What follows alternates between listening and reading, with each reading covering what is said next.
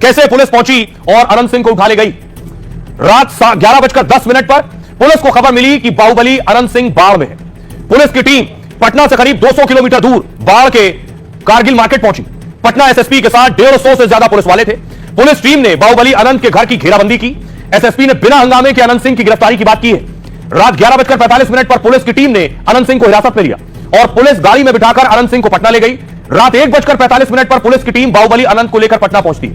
रात का 2 बजे पुलिस ने देर रात पटना में प्रेस कॉन्फ्रेंस की। पटना एसएसपी ने अनंत की गिरफ्तारी की पुष्टि की और कहा कि चुनाव आयोग के निर्देश का सख्ती से हम पालन कर रहे हैं। दोपहर 1 बजे करीब 11 घंटे तक एसएसपी ऑफिस की रंगदारी सेल में इसे रखा गया। दोपहर 2 बजे अनंत सिंह का मेडिकल टेस्ट कराया गया और दोपहर 3:30 पर अनंत को पटना के सिविल कोर्ट में पेश कर दिया गया। कोर्ट ने 14 दिन की न्यायिक हिरासत में अनंत सिंह को भेज दिया।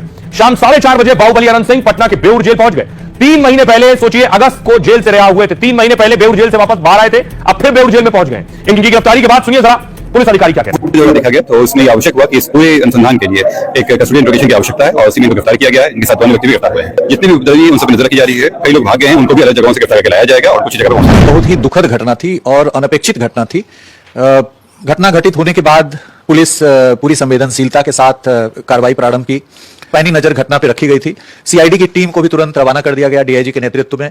उसमें एसपी और डीवाईएसपी इंस्पेक्टर रैंक के काफी पदाधिकारी थे। फोरेंसिक एक्सपर्ट्स थे जिनको कहा गया था कि आप वहां भ्रमण करके और घटनास्थल के पुनर्सृजन रिकंस्ट्रक्शन की कार्रवाई करेंगे। लोगों से बयान लेकर के घटनास्थल पर उपस्थित अन्य साक्ष्यों के आधार पर तो ये सभी कार्रवाइयां समानांतर क्रम में चल रही हैं।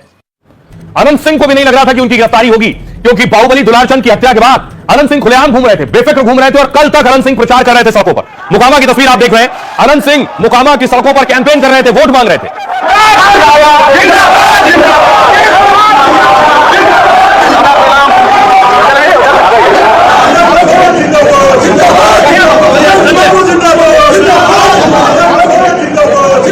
तस्वीर आप देख रहे हैं, अनंत सिंह मोकामा में वोट मांग रहे थे हाथ जोड़कर। लेकिन जब पुलिस ने गिरफ्तार किया तो देखिए कहां पहुंच गए। ये है बेऊर जेल। इसी जेल से 3 महीने पहले छूटे थे, अब दोबारा इसी जेल में पहुंच गए अनंत सिंह।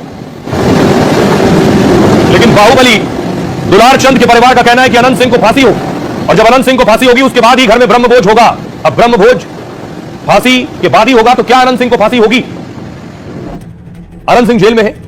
बाहुबली का परिवार कह रहा है कि अनंत सिंह को सूली पर लटकाया जाए, सजाए मौत हो। बाहुबली अनंत की गिरफ्तारी के बाद कड़ी सजा की मांग हो रही।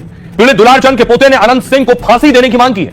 कहा फांसी की सजा मिलने पर ही उनके दादा के लिए ब्रह्मभोज होगा। लेकिन किन धाराओं में केस दर्ज है और क्या अनंत को वाकई फांसी संभव है? सबसे पहले देखिए, अनंत सिंह पर लगी है धारा 103(1). अनंत पर बीएनएस धारा 103(1) में केस दर्ज हुआ। यह आईपीसी की धारा 302 जैसी है। हत्या के आरोप में यह धारा लगती है। मृत्युदंड और आजीवन कारावास की सजा इसमें, और साथ ही कड़े जुर्माने की सजा का भी प्रावधान है। मतलब हत्या के आरोप में अदालत फांसी का फैसला दे सकती है। धारा 3(5) अनंत पर बीएनएस की धारा 3(5) का केस भी दर्ज है। मतलब सामूहिक अपराध का आरोप लगा है। अगर हत्या की साजिश या प्लान का आरोप लगता है तो बाकी आरोपियों की तरह उसे भी सजा होगी। हत्या की साजिश में उम्र कैद तक की सजा हो सकती है। अनंत पर आर्म्स एक्ट का मुकदमा भी दर्ज हुआ है। बिना लाइसेंस हथियार रखने पर 3 से 7 साल तक की सजा हो सकती है और अवैध हथियारों के इस्तेमाल या हत्या में इस्तेमाल होने वाले हथियार पर आजीवन कारावास या मृत्यु दंड तक की सजा हो सकती है। मतलब आर्म्स एक्ट में दोषी पाए जाने पर फांसी हो सकती है।